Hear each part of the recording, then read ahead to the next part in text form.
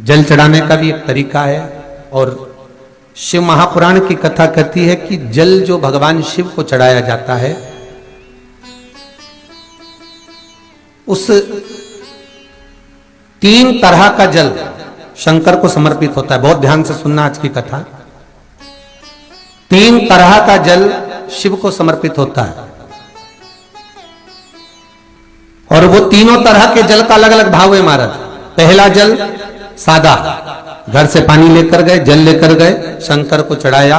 वो हमने घर का अपना एड्रेस बता दिया, भगवान शिव को जल चढ़ाकर अपने आनंद के लिए शंकर से कुछ प्राप्त कर लिया। दूसरा जल, जल के कलश में थोड़ा सा इत्र डालकर शंकर को जब समर्पित करते हैं, तो महाराज घर में अगर कोई व्यक्ति बहुत रोगीला है, बहुत रोगीला, एक प्रैक्टिकल जरूर करना हो, कहीं सीओर वाला महाराज झूठ तो नहीं बोल रहा, इसलिए प्रैक्टिकल जरूर करो।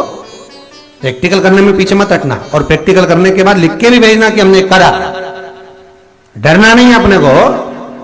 शिव महापुराण में, स्कंद पुराण में, नर्मदा पुराण में, भविष्य पुराण में, अग्नि पुराण में, नारद पुराण में, बरहा पुराण में, वामन पुराण में जितनी चीजें लिखी गई है, एक एक प्रैक्टिकल कर कर देखो।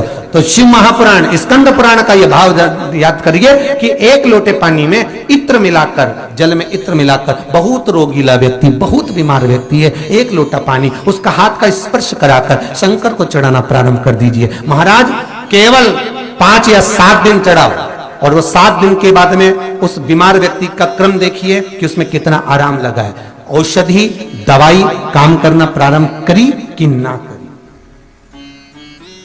केवल इत्र समर्पित, इत्र का जल।